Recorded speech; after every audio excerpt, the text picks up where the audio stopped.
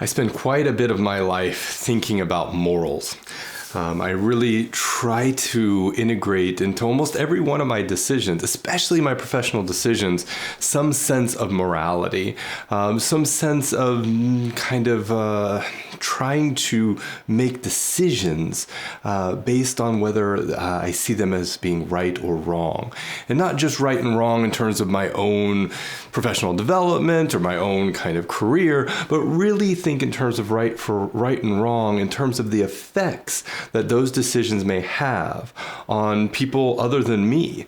I think the definition of power and privilege really comes from the ability to make decisions that affect others but do not affect yourself. So whenever I'm faced with one of these really difficult decisions, my main focus here is always on how is that decision affecting others, and try to acknowledge in some way that those decisions probably won't be affecting me so much.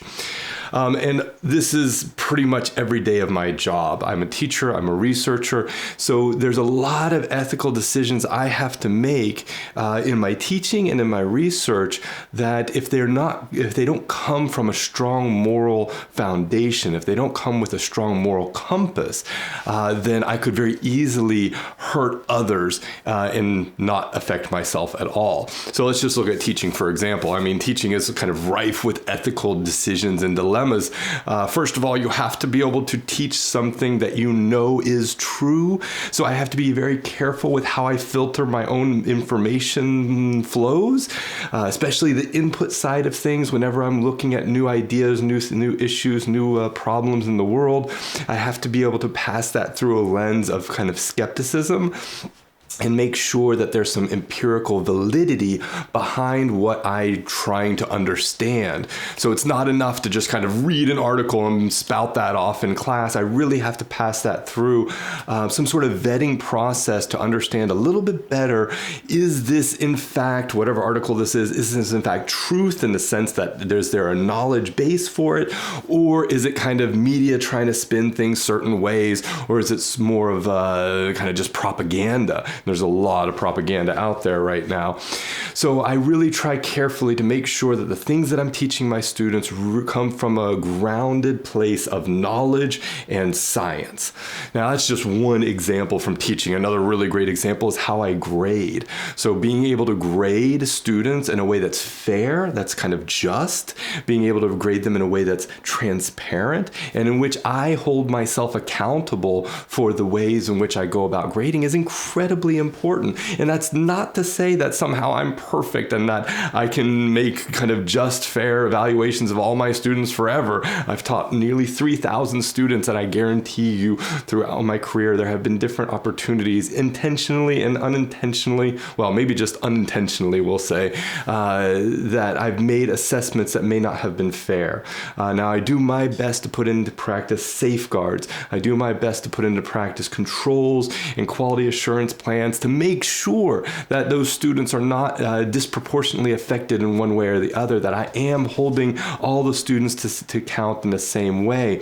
But of course, mistakes get made and accidents happen. And there have been times where I've just made a typo and given a student a grade that they should not have gotten. Fortunately, most cases, these things get rectified. We have great procedures at my university that kind of go through just to double check, make sure the professors are giving the grades that they should. And of course, in research is just full of moral dilemmas. You have these issues of how we use science when it becomes applied in society. And so there's all these aspects of even just how we frame science can transform the meaning of what we do in a really big and substantial way. And so science knowledge can be abused in a lot of respects because it can be reframed in a different way, or it can be taken out of a context and used to further an agenda that may have nothing or little to nothing to do with the science that's behind it. And then there's so many nuances in science. There's so many tiny aspects of what we do when we create knowledge that really change the nature of the finding. And so whenever we're trying to communicate these findings or this knowledge to general publics, or even just to our own public, our own academics that work in our fields, it can be incredibly challenging to communicate that nuance in addition to the bigger message and the bigger picture you're trying to deal with. I've mentioned it before, but there's this wonderful saying by Voltaire, I have no morals, therefore I'm a very moral person. And I go back to this saying often because I think in one sense it's really cheeky to kind of say, but in another sense it just shows the relativism of morality and kind of how we have to take moral virtues and things like that with a bit of a grain of salt, and that none of us are truly moral people. I was raised in primarily a Christian household. My parents identify as Christian. My dad is Greek, and so I have a part of my religious upbringing was around Greek Orthodox, in the Greek Orthodox religion.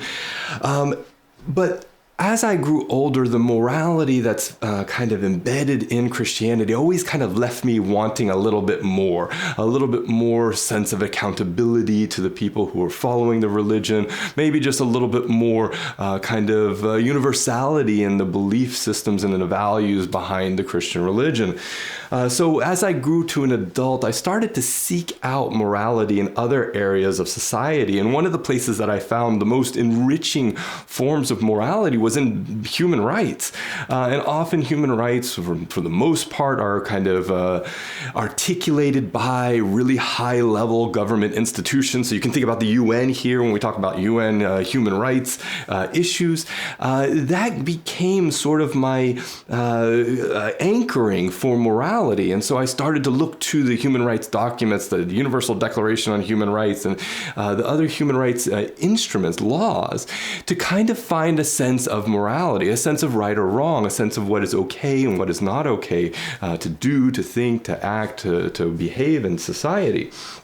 And this has served me rather well. I found that human rights, like any law really, is really aspirational. And so, of course, it's going to kind of fall apart when you put things on the ground. And of course, it's not perfect.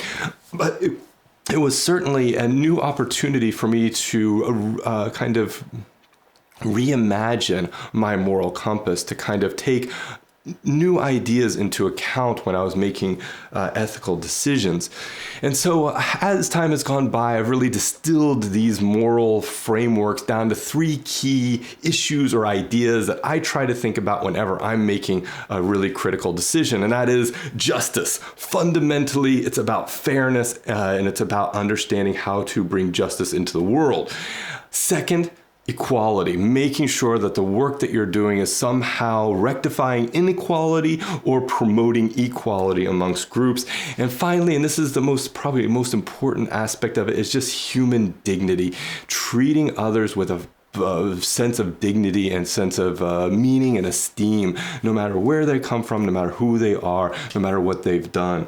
And so I think this is a really good way of approaching ethical and moral decisions, is thinking about those 3 frames. Is the decision you're making somehow going to promote justice? Is it going to ensure equality? And is it in the kind of spirit of human dignity? So if you're making a really difficult decision right now, either for your own personal sake, your own personal welfare, kind of helping get advance in your career, or if it's a decision you're going to make that others are going to be affected by, but somehow you're insulated from, maybe you're in a position of power and privilege, I would beg you to think about these 3 things. How is your decision going to contribute to justice? In what ways is your decision going to help promote equality? And in what ways does your decision honor human dignity?